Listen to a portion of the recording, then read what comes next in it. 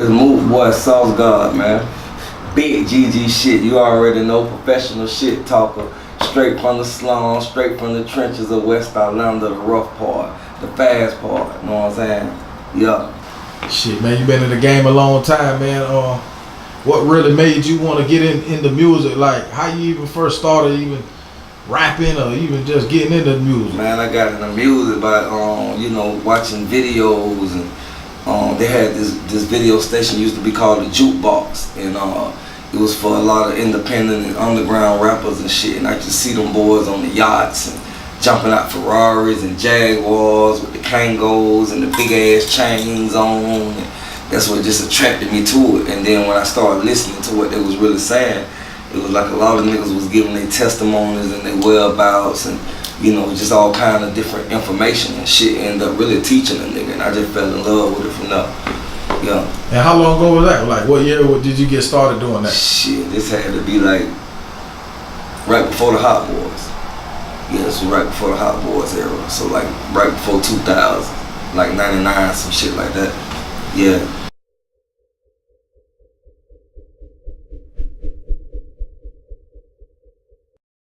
I don't even know, bro, to be honest with you. Right now, it'd be probably Tender Windows and Testimony, or either The King Titus 1. You know what I'm saying? But it switch up different times, because music switch up too. And I grade my music now on like, damn, I can't believe that's still popping. That still make me feel this way after so long and this and that. You know what I'm saying? So yeah, Tender Windows and Testimonies are probably King Titus 1. Yeah. How do you feel about the music business right now as it stands? Like, what do you feel like where the game is at now from where you started, where it's going? How do you just feel in general? Like, I love it, man. Shit, this a real good time for real niggas such as myself, man. Like, they looking at us now like poets. You know what I'm saying? Because it's like you had a bunch of that clout chasing shit going. First you had a bunch of that real nigga shit going on. Then you had a bunch of clout chasing shit going on.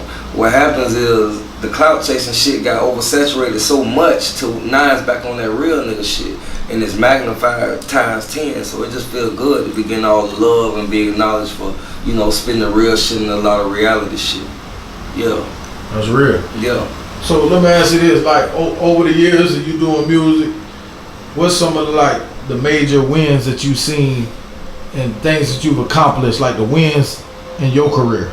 The checks. Shit.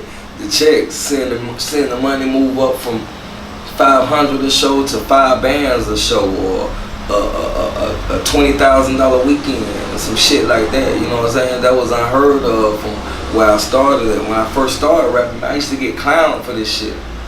It wasn't cool, you know what I'm saying? Not everybody rapping, but it feels good to finally be reaping the benefits from it. You know what I'm saying? Yeah. So what about some of the losses? What's some of the losses you done took? Some of the losses I done took, bullshit ass shows, janky ass promoters.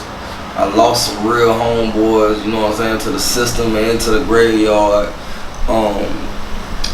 Just learning life experiences, you know what I'm saying? A lot of that shit be the shit that I be rapping about, and a lot of times I make it rhyme so it don't seem like it hurt that much, but yeah, a lot of shit be, you know what I'm saying, touching. Like I got homeboys I still rap about that I've been rapping about since the past 5-10 years, and they been dead. You know what I'm saying? That shit like kind of crazy. You know what I mean? Yeah.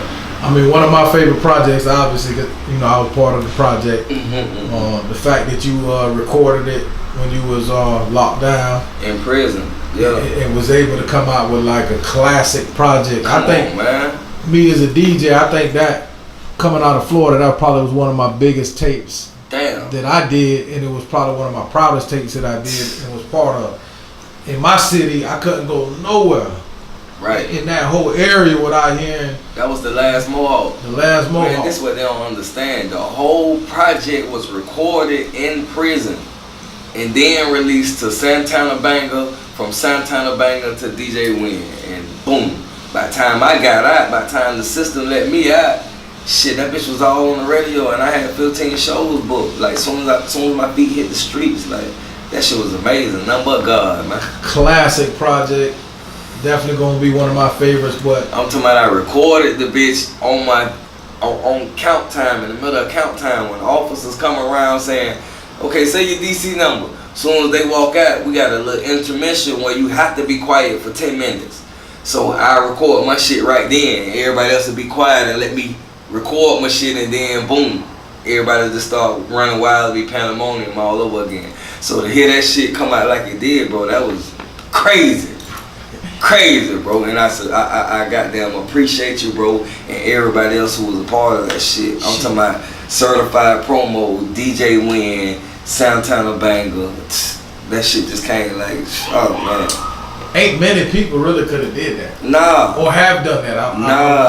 Nah. How you record some shit in prison and get it on the radio and it's spinning everywhere, and that bitch got 500,000 views before you even get out? That's amazing. And it sound good. And it sound good. Crazy. And they ain't even know I was locked up recording.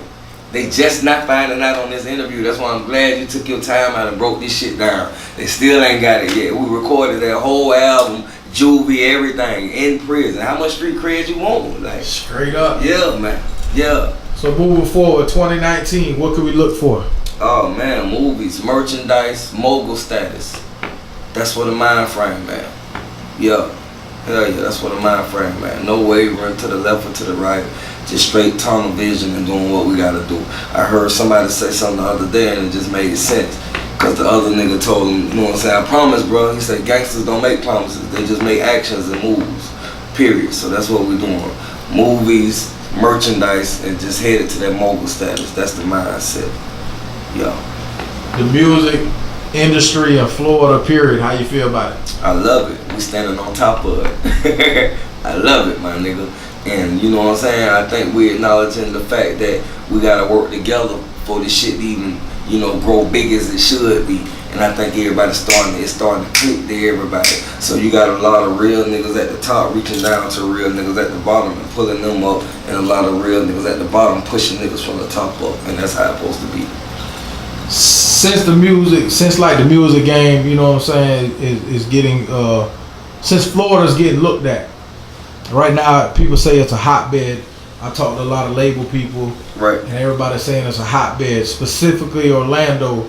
How do you feel?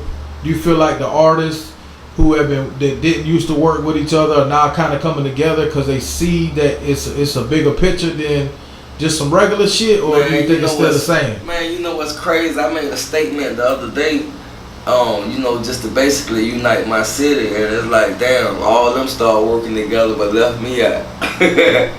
You know what I'm saying? But shit, that was the whole goal, just to see everybody working together. So shit, with that being said, man, everything in a good position, man. We got like 5 or 6 or more artists popping from our city, you know what I'm saying? And shit, that's West Orlando. And if Florida is running the rap industry and Orlando is running Florida and Mookie is running Orlando, then shit, we gotta make sure shit go accordingly like it's supposed to be. That's how I'm looking at it, bro. That's my view on shit. Real, man. Shit, let the people know one thing that they might not know about you. I pray to God constantly, all day, no matter what I'm doing. No matter if I'm up or down, I pray to God. I know secret prayers that I studied and learned how to arm myself from all snakes and fades. Yeah. That's real. Yeah, that's real. And shit, man, I appreciate your time, bro. Yeah. Let the people know how, you know what I'm saying, like, what's your next project, when it's coming out, when can we expect it, how can they get a hold of you, if they want to book you, all that.